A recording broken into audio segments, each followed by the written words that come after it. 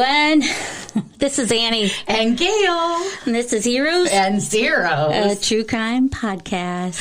Okay. Welcome. Hey, everyone. This is so exciting. We are sitting in our brand new podcast studio. The Pod Lab. It's the Pod Lab here Yay. at the Weaver household. Brian, Annie's amazing husband, He is. built this amazing studio while I was on vacation last week. Yeah, while she's sunning herself in Aruba and playing with pelicans and pelican poop.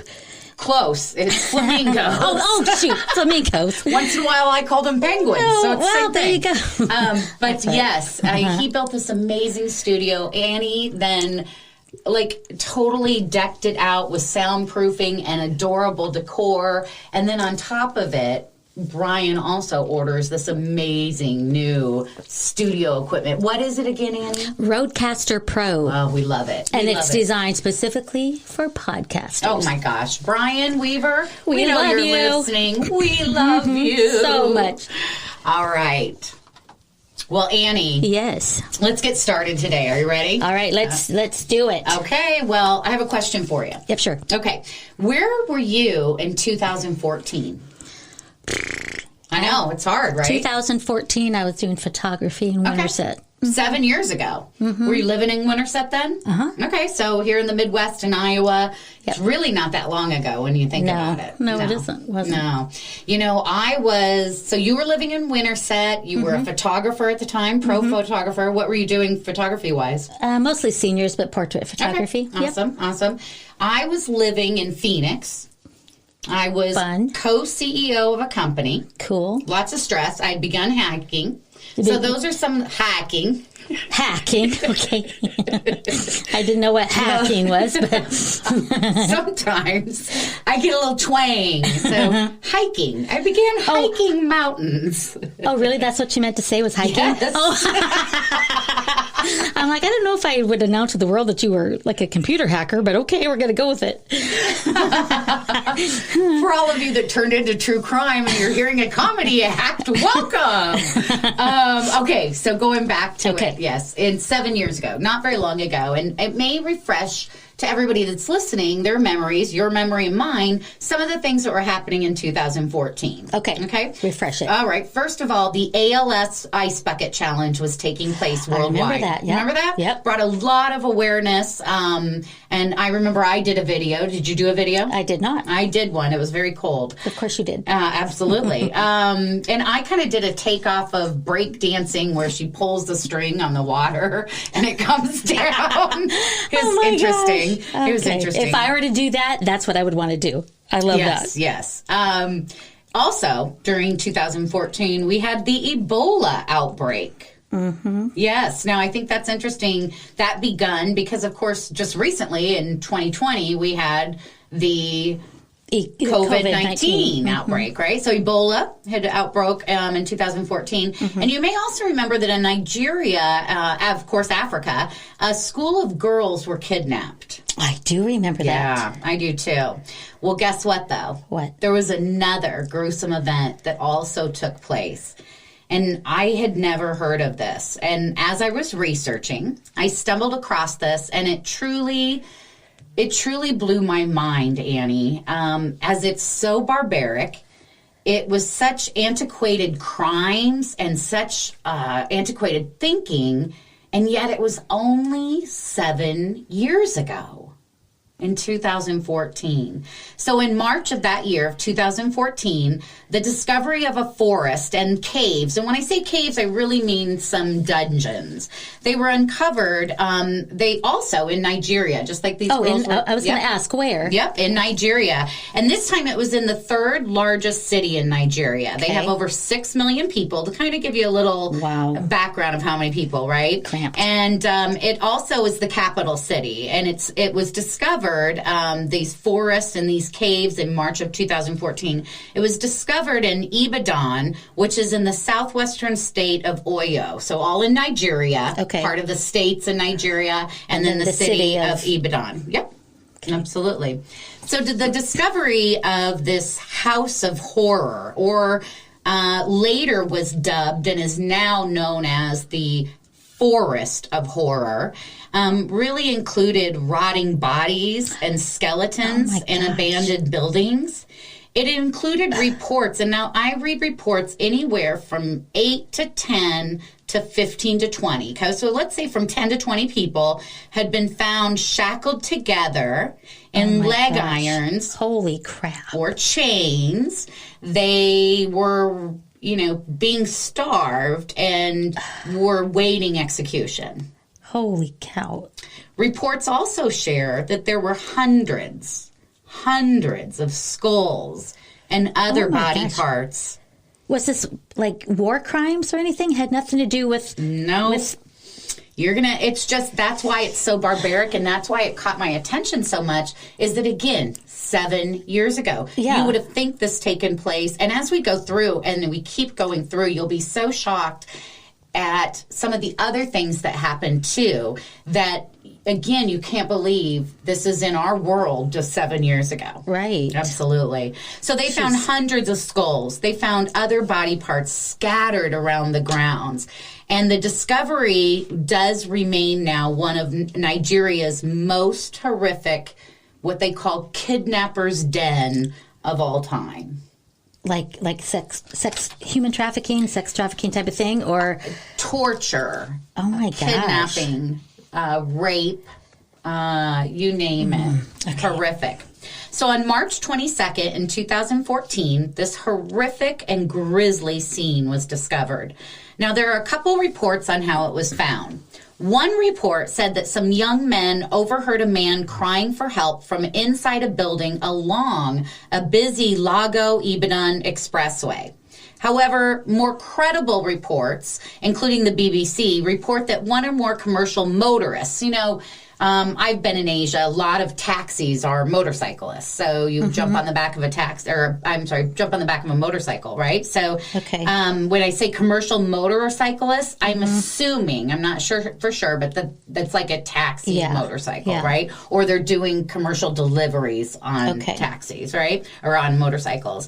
And so one or more of those motorcyclists alerted the police to the discovery. Now, from reports I have read, they were made of this, aware of this forest because of a fellow commercial motorcyclist had called from a cell phone saying he was kidnapped or he was going to be killed.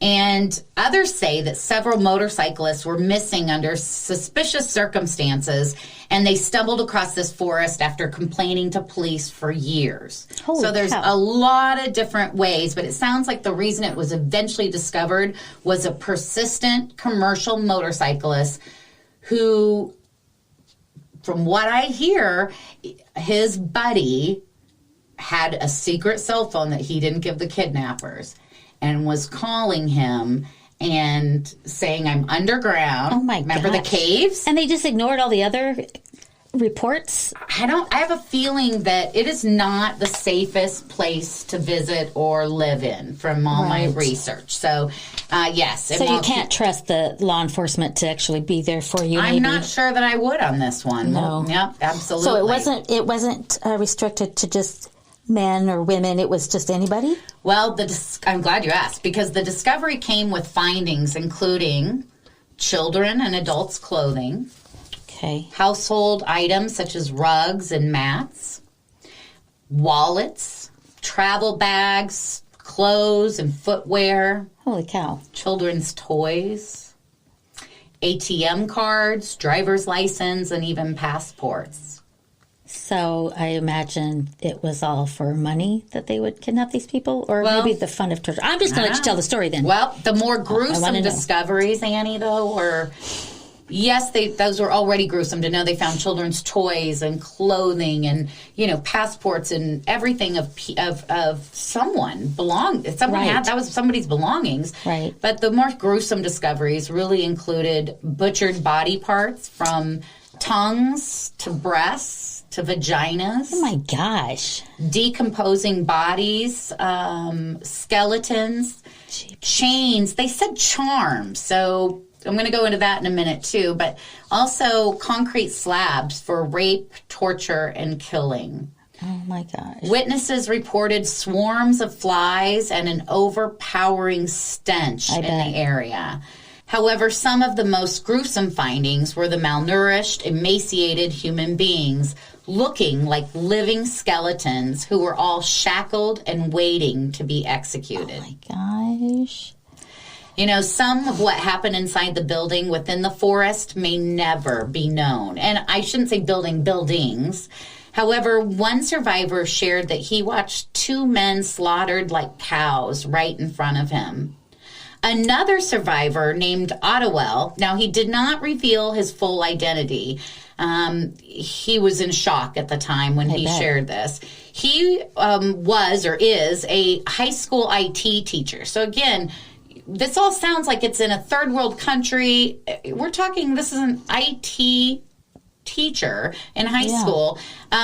He was in the Aluco area of Lagos, and he told a reporter in November of 2016, he was still in shock, that things were horrific. And some of the things he shared might serve into a little peek of what happened there. So he shared that he had boarded a yellow commercial bus from the Alukaku area of Sango. So again, forgive me, I'm not going to have all my pronunciations right. But what seemed like an ordinary ride really quickly turned into a nightmare. First, the conductor brought out a knife and ordered that all passengers surrendered their valuables. It, however, soon got worse, he shared, as the driver headed over Sango Bridge and passed their Sango destination. He continued at top speed with a man with a knife, daring anyone to as much make a sound or movement. And really, he said, to cut the story short, they ended up in a forest where they had them take off their clothes and they had them shaved within minutes. Oh my gosh, how terrifying. I know, right, Annie? I can't even imagine. I agree. Soon after, and then he goes on. He goes, soon after, a rough-looking guy with bushy hair came back. He seized one of us, the elderly man among us, the elderliest of us all. He took him into the house. He brought him back out, and right before our very eyes, he slaughtered him like a cow. Oh, my gosh. He severed his head in the process. I knew it. I was horrified and went numb with shock, is what he said. By far, it was the most gruesome thing I had ever seen in my life. He told us that one of the 2 women among us screamed in horror. You know how it is with women. She could not bear the sight. Then the man, the executioner, he looked at all of us and he said, I brought him here so you can all see the fate that awaits you. Good grief. Wasn't giving him any instruction like, okay, don't do this or don't do that. Just, this is what's going to happen to each one of you. Take off your clothes, shave your hair, and shackling if you really up. wanted people dead and you just wanted their money and you didn't enjoy just the kill of it, they wouldn't do any of that. They would just machine gun them all down at once. Well, no, they love the sadistic torture of it. It is, and you'll find out because here's the interesting part, okay? There's so many interesting twists and turns here that the discovery of the Forest of Horror really generated great controversy throughout Nigeria. There was a concern between the kidnappers and what I would call the ritualists, right? Kidnappers, because obviously if they're killing, torturing, kidnapping, raping, seems very ritualistic. And so they think that many people thought there was a concern between the fact that those kidnappers / ritualists and top government officials and notable politicians in the state. So there was even a claim by the youth in the area of the Oyo State that the police refused to investigate the forest despite several kidnapping cases reported in the area. And some survivors even said the kidnappers claimed to be officials of the Urban Renewal Initiative coordinated by the Oyo State government. Holy cow. It definitely raised questions on the security of the state and the needs to strengthen it. In fact, most believe, Annie, that the kidnappers and ritualists are well known, and they're patronized by affluent Nigerians and politicians who use human flesh for rituals. So many people. So everybody had a job to do. Mm-hmm. Oh my gosh. Kidnapping victims. I mean, it's truly amazing. In fact, local media even reported that human body parts were being sold to customers who came to the premise late at night. You know, kidnapping victims in Nigeria are sometimes tortured or sacrificed in black magic rituals, and the sale of human body parts is not unusual. Oh my gosh. What Again, the heck? I've said 7 oh my years gosh ago. like 400 times That's okay. already. 7 years ago, right? That's what blows your mind. That's why I want to keep everybody remembering this. Where were you in 2014? Because this was going on.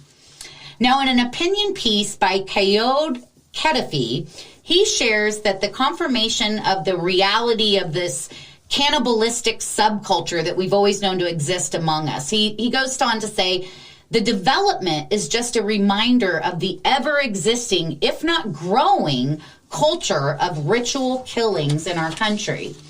It is a practice that has unfortunately become a regular occurrence. Few months prior to this being discovered, the chilling report of a cold-blooded ritual murder of a young woman in the Ifo area of the Ogun state. The woman's corpse was deposited in the middle of the road after the head had been cut off. Her stomach had been ripped open, apparently to extricate the organs considered useful for ritual purposes. Oh my gosh. Like black magic, I suppose? The poor woman's corpse was showed also that her left ankle was amputated. Okay. Again, might be known as a luck charm. Another sad case he also reminded us of was there was they call it a 100 level accounting student. Not really sure what that means, but I'm sure some type of like major or something, 100 level accounting, from what they call the Ladoke Akintola University.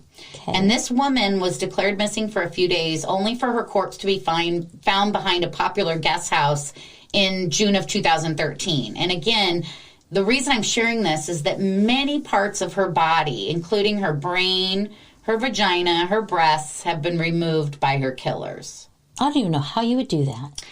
I don't want to learn. No. I know. I'm a visual person, so I know. It is. I'm sure many people are visualing us. You know, the cases of ritual-inspired cruel murderers, like I shared, are not rare.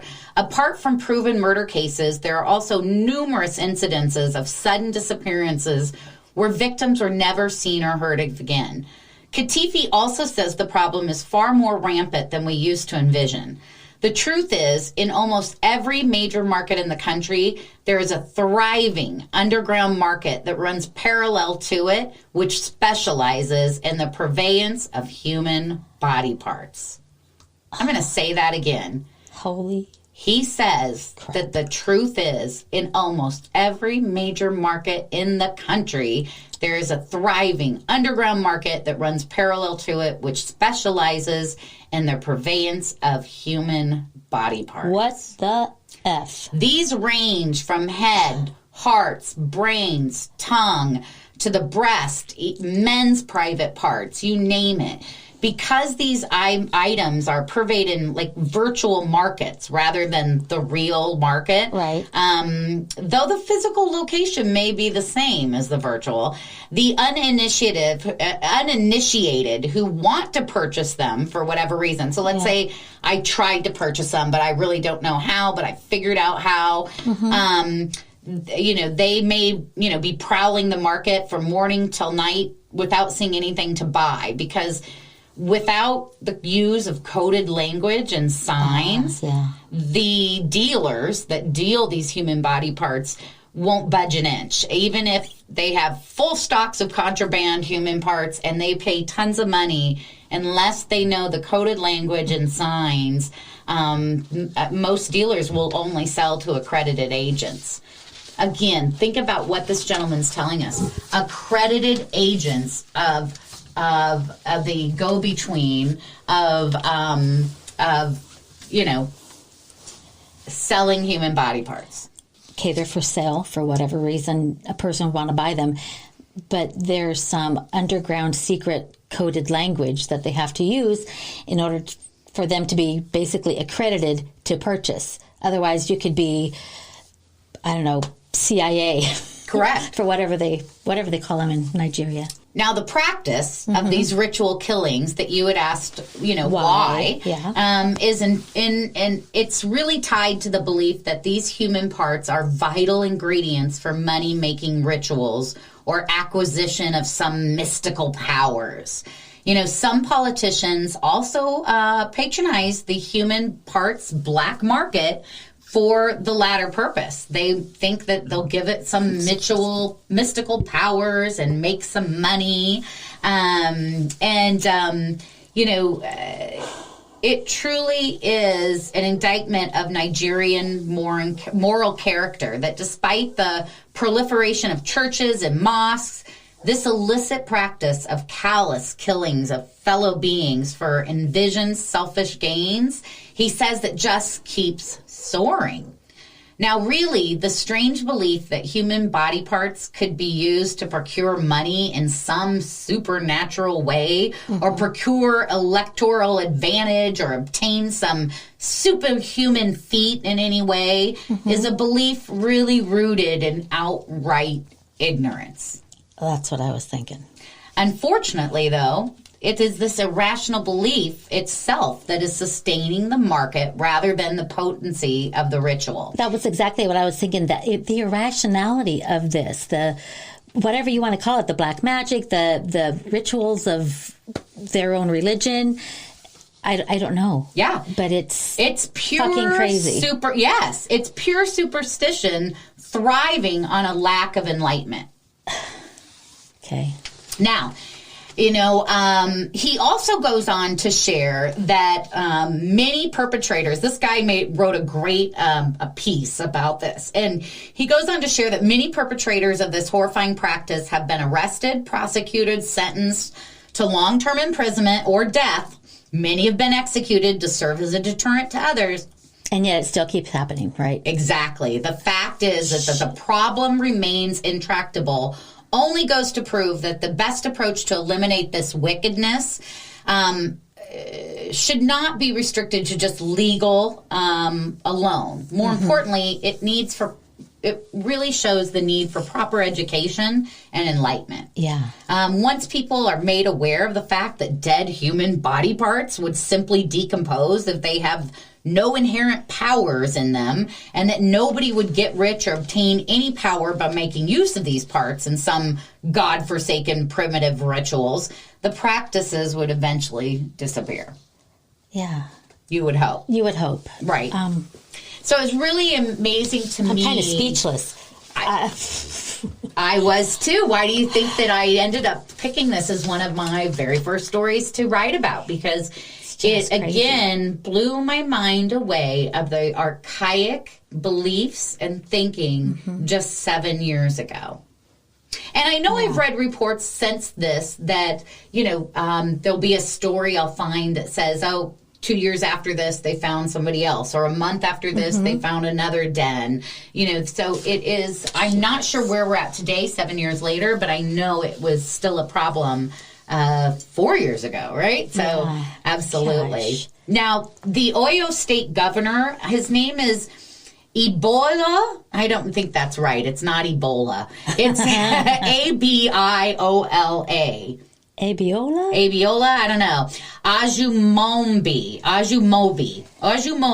going to say Ajumobi, okay? That sounds very Nigerian. I know, right? Anyway, he did visit the scene within the days of the discovery, and he assured those responsible will be punished.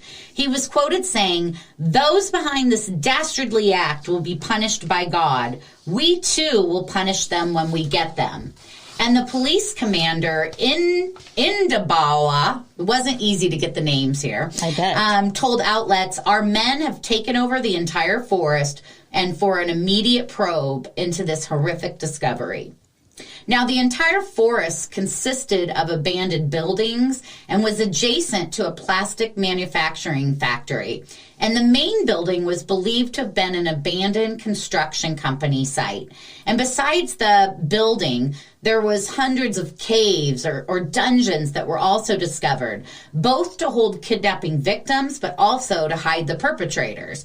Almost like a system, a cave system. The police commissioner said, "We have cordoned off the area with armored personnel carriers, and men have been deployed. Several decomposing human bodies, butchered human body parts, and at least 10 people," remember how I said 10 to 20, "have been found in inhumane conditions and were found in uncompleted buildings located on the forest. There is also a cave suspected of harboring criminals." He said a team of forensic experts had been deployed to the forest. "I can assure you we'll get to the root of this," he pledged. Let's hope so. Well, he said that all the victims that were rescued, they were all terribly emaciated. Good God, help me out, Lord. Emaciated. Or emancipated. Well, whatever. They didn't look good. And they had been taken to the hospital, right? Now, one of them, a woman died soon after. And I thought about that and just made me so sad, but at least I'm hoping she had, and she may not have been conscious enough to even realize she had gotten saved and that, she had been found. However, others were said to have regained conscious following what one of them described as inhumane treatment and once-a-week feedings in the forest. Once a week. Jeepers. Some remain now this report came from, within days after the discovery, but at that time, some remained in a catonic state, a condition that psychiatrist Ola Biwi Rahman really blamed on the trauma they had suffered. Obviously. Yeah. A male victim named Nafiu Shitu said he had been kidnapped 4 months ago from Ibadan, the provincial capital of Nigeria's Oyo State, just like I had shared. And he said that he had been sitting down after a day's hard work at work, and when he was forced into a car by 2 men. That's all I can remember, he shared by phone. "When I regained consciousness, I was in a room in the forest, chained to a wall. I was too tired to struggle. As the days passed, I became frail because I wasn't given anything to eat," he added. Now, 2 other survivors, Nafiu Shitu, which I just shared, and Titi Ademiyi, gave some meaningful responses, suggesting they were mentally stable. Because there was some reports that maybe everyone that had been kidnapped was mentally ill. Okay. Yeah. And so wasn't the truth.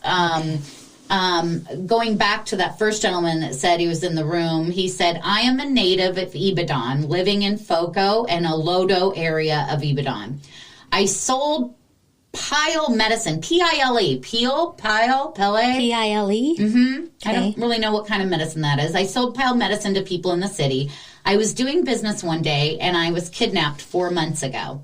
After going around the area where I had customers, I felt tired, and I decided to rest. It was at the gate area. Suddenly, a bus stopped at my side, and 2 men came out and rushed me into the back seat. That was all I could remember. When I regained consciousness, I was a room in the forest, chained to a wall, and he said earlier he was too tired to struggle and too frail as he wasn't given anything to eat. And when he asked if he was aware of his environment or surroundings in the forest, he said, "I am a normal human being. It is not possible for me to know where I was because I was in a room all my days throughout captivity."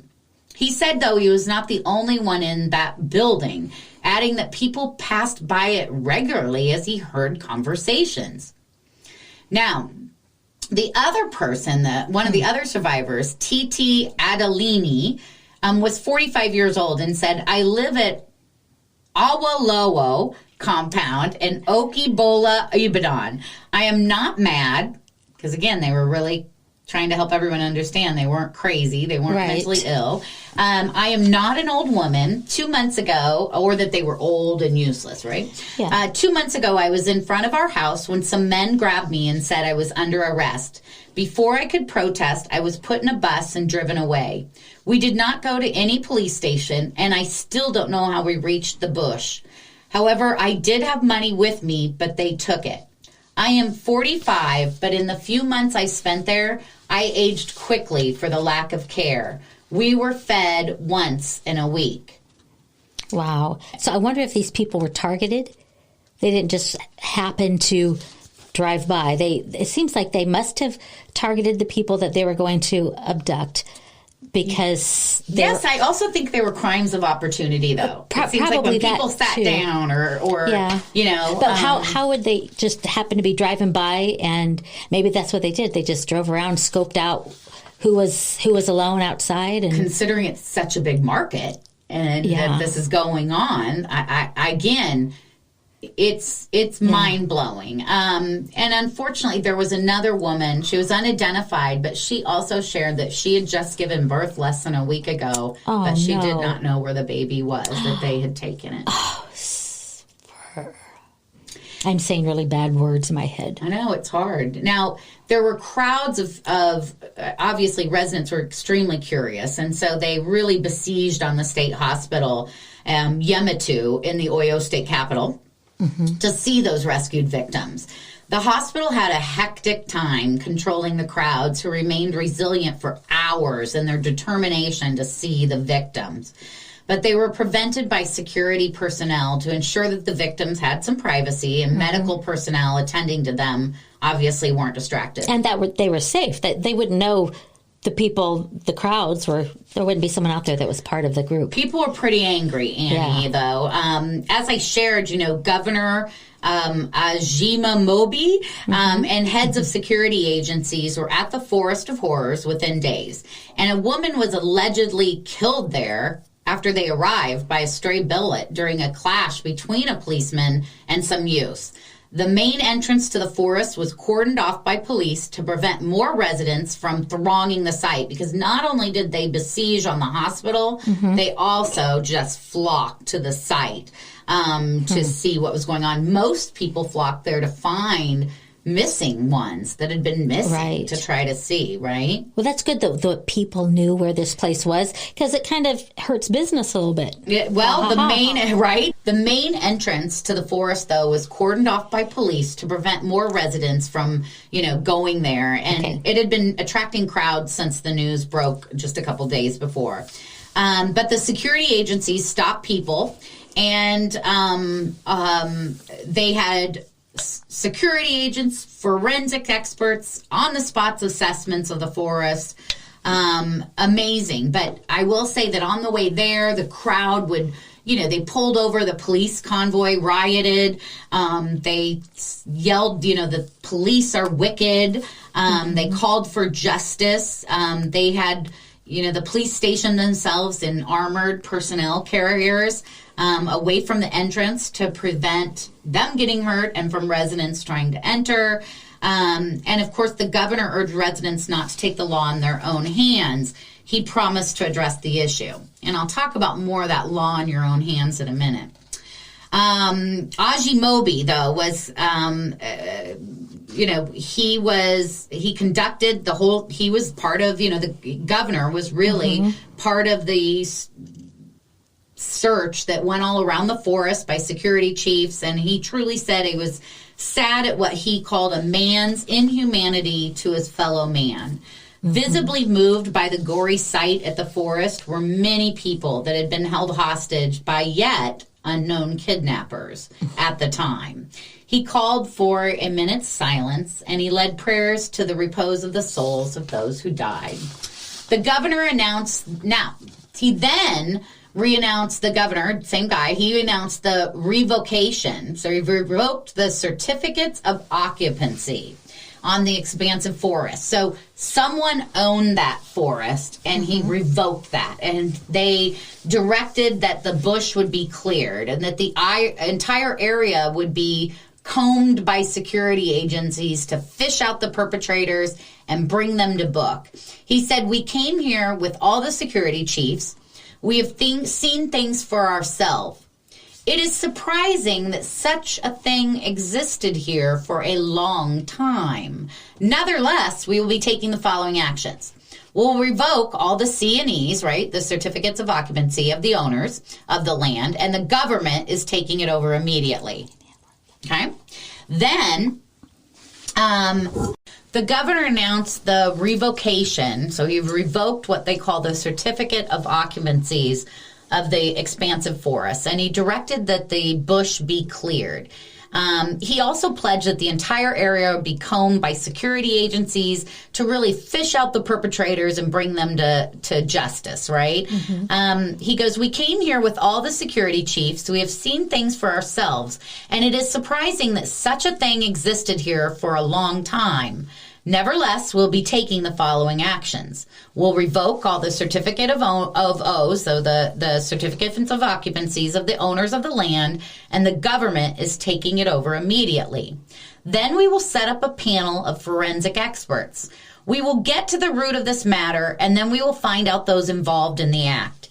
Even though we were told that the inhumane transactions here had been in existence for over 10 years. I wondered. We will dig it up, the governor said. Mm-hmm. He said it was unimaginable that an event as horrendous as this had been going on in the neighborhood for over 10 years and that the people living in the area had not alerted security agencies about it.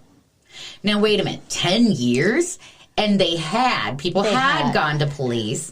But what I find is when you hear the word forest and you hear a city of 6 million, the only thing I can envision is something like a Central Park, but obviously not Central Park in Manhattan, right? Yeah. So that there's truly a forest within a city that's, not gone in very much, that it could actually stand this, be able to be there. So you can only imagine, Annie. And by the way, I want to go back to that because this is where it blew my mind. When I started reading things like this, because again, to me, it was so barbaric, it was so antiquated, and yet I thought there's no way then this place has, the technology and the advancements to do this. And then the more I started reading, I see forensic experts are coming in. I mean, all these things are happening. That one of the kidnapped victims was a professor. You realize this is not a third world country. Yeah. And yet this has been going on for 10 years. To me, it's a conjecture here, but it seems like people knew that it was going on. The right people that are now shutting it down. It seems like, I don't know this because I've never heard the story before, but in order for it to have evolved and grown and become what it became, it almost seems like the right people knew about it, ignored it, and then it became so public that they could no longer ignore it and then have to go after the right people. So I'm sure the people that are going to be caught or captured or held responsible are going to be the scapegoats, and certain people of power will be ignored and congratulated for their good effort in absolutely whatever. Absolutely. And you can only imagine that the people of the city, the people of the area, the neighborhood, they were angry. Oh, I bet. The youth in the area acting on a tip that another victim, a cyclist, allegedly sent distress calls for help. They attempted to storm the main building in the forest. And they, of course, were stopped by police who allegedly fired shots. And the youth said a commercial motorcyclist is still trapped in the building, and we learned he sent a text message that kidnappers were about to kill him. We were only attempting to storm the place to find out the true situation of things when policemen who have been keeping vigil here repelled us. One of the youths was allegedly shot. And 2 vehicles, one a shuttle bus and another belonging to a Nigerian television station, were vandalized. And the youths even stripped themselves naked to protest over shooting of their calling. And that's just the beginning of the story, Annie, because you'll hear more of some of the things that happened in the neighborhood and in the state, in the city, after, as we move on to our next episode, because there will be a part 2. Yeah. So you will hear what really happened and some other crazy twists and turns. We'll see if the zeros were caught. Let's hope so. Right? See what happens there. And don't let me down, Gail. Okay. And so be sure to stay tuned to part 2 of the Forest of Horrors. Oh, wow. Okay. Blows your mind, doesn't it? Just 7 it does. years I'm kind ago. of speechless. I just keep going through over and over in my head. This wasn't that long ago. I know. And I know there are enlightened people in Nigeria. I know. But there obviously are still people that believe in those ritualistic and beliefs that human body parts are somehow going to help them. Wow. Well, guys, that's all we have for today. Stay tuned for part 2 to the Forest of Horrors. In the meantime, we so appreciate you joining us and listening to us today. And be sure to follow us on Facebook and Instagram hang on one second. I'm going to type this up so she doesn't have to read my handwriting. I have one pair of glasses on I could really use too. Facebook is at Heroes and Zeros, a true crime podcast. And Instagram is Heroes and Zeros podcast.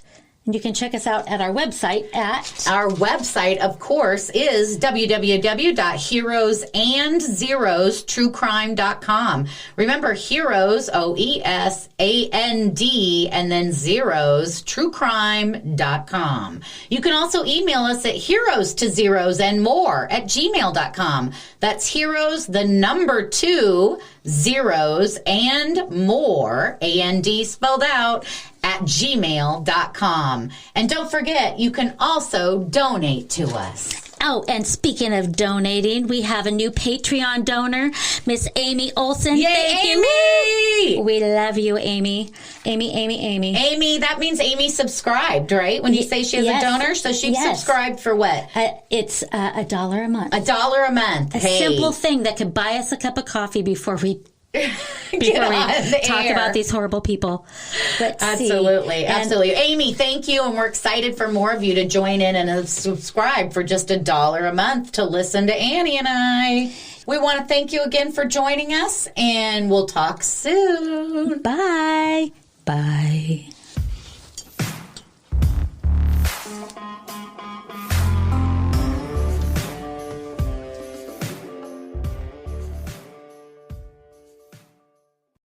Thanks again so much for joining us, everyone. Be sure to stay connected with us on social media at both Instagram and Facebook. Our Instagram is Heroes Zeros Podcast, and Facebook Heroes and Zeros, a true crime podcast. And you can listen to our podcast episodes or support or donate money to us. And you can send us your stories and just a lot more at our website, which is heroesandzerostruecrime.com. Again, that's heroesandzerostruecrime.com. And you can email us also at heroes to zeros and more. That's the number 2, heroes to zeros and more at gmail.com. Exactly. And you can also support us at our Patreon site now, which is patreon.com/heroeszeros. Thank you, everyone. Bye-bye. Bye.